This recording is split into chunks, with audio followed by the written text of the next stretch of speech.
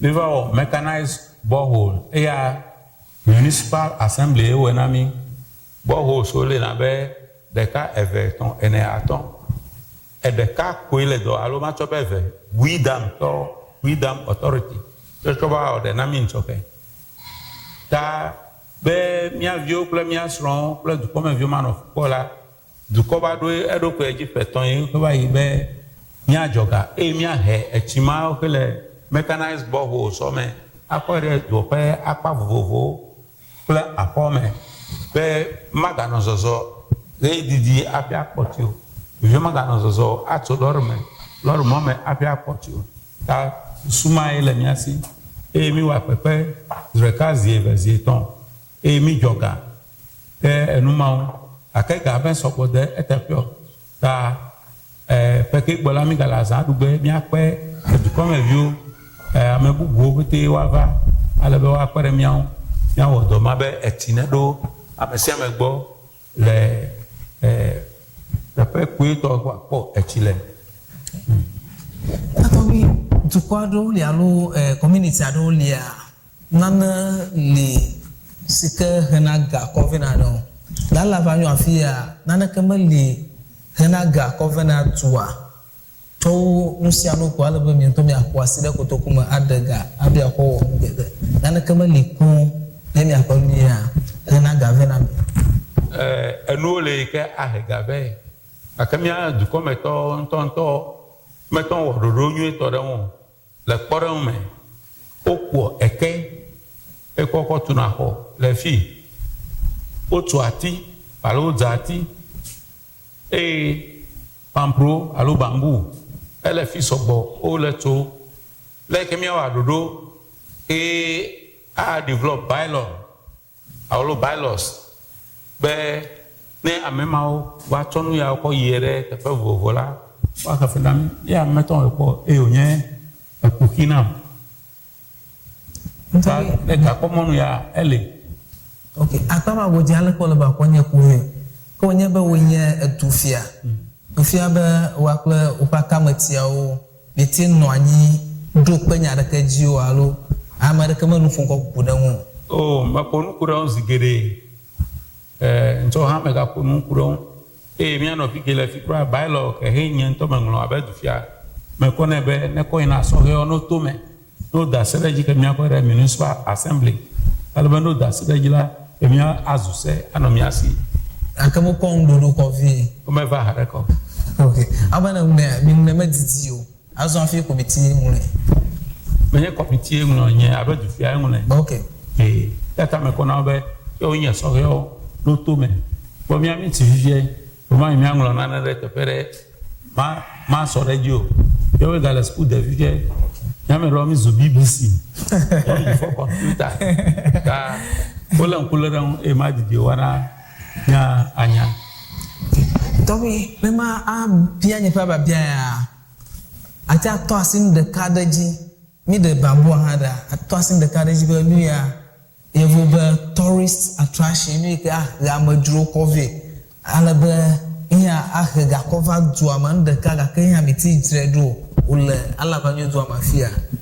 ele kokoko tatao aluma uga eira eduya yanya ticheche ko onami hoyobe chachadu ticheche alo chachadu waterfall amoto le Canada America Germany over ko ticheche ya le mi ape de vime kwago ujebe nemino ega holosi ake bado fie egba ono nu mawo no va podufia wa naga apia wa poticheche ake fie la eno va le totro meton le folere won ya tepeme ena be pleke hojebe media house ora cheno komia ponko no jiramia panko na dukome to bubuwo Ghana duko pa mono ba kwela o mele baba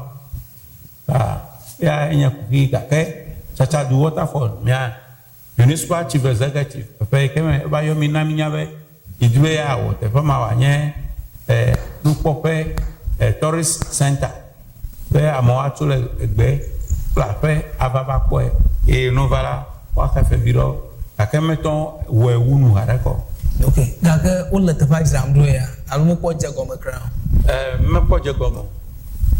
afia ko bi le pom le do ma ya la fia de aka mi ko ya de ko ti alo du anto na anyigba be mi akọ to school alo ama de queen na alo jiru ai na anyigba na ho atutu anyigba enye duko anyigba ela bena middle school no fipo ape middle school me ga ba le la ya ba ko de JSS ala be over kosko ko de Alavanyo ko ta middle school mine of fipo oko ya mi bubo kaka bo tui eji be review no de school eme amenya me bubu reke alo de mba plan gba bubu e ko tu rejo mi anto du ko he sukuxɔ wan gba ji ya mi tu school de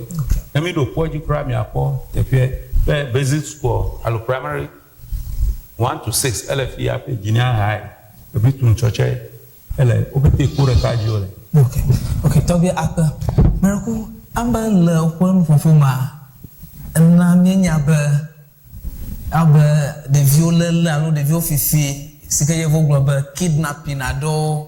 oyizi alo di ado moda emi ba to afon mo ma tobi makareji ba edo mahia acho kafralo acho community aka bi aklo masomaso le mi adomea community ka aba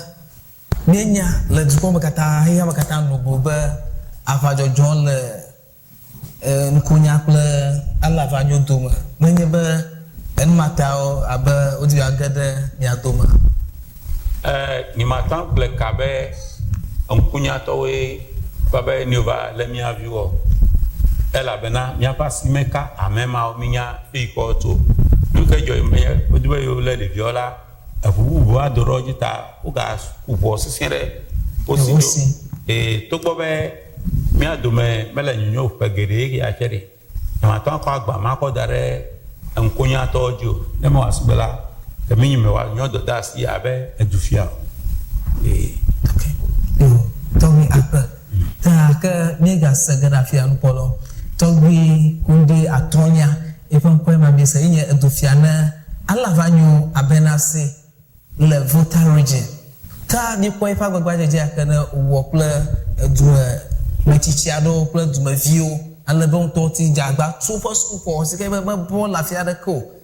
ta ni jagba na mia ado patareji oba ameke nyem te po la mo buna lo mo tana ipatare to ta miele wana osagere afia ta nkwanye nye Christian na diabo alo service nye kwanye ta miele Ewenyigba TVG apa idofia wonya school viore yon to ba no net yo ngo ake no le school library agbanle nsokra nyape mamaga webuaju evelia Ghana library board over chan agbanle ro mi ko deme Alavanyo education development platform obana music biwa me ewo oganami fan pakle louvers pen mi ko defi o de louvers oya ma didio na gbo a renovate library pete ono menyo ito me okay alabe efi megblanya rana be odibe yo kidnap nya video school monitor du ko ba do bi nya tu junior high efi okay minya be pe ton eta mi wo jejirado ekoya leti ene tututu ya du ko mevio oko tu hoya tawa po be eya ko trulenu mewu ya no ga ke by 2 weeks time okay mia wonu ala be junior high second year why there ta ya to le mi akori ta afi kra mi va unveil eno on 10th March 2023 AIK e mañana cameraman ata terrain ekwoga ele kwa Ewenyigba. That this junior high school plaque was officially unveiled by Miss Janet Valerie Dacha,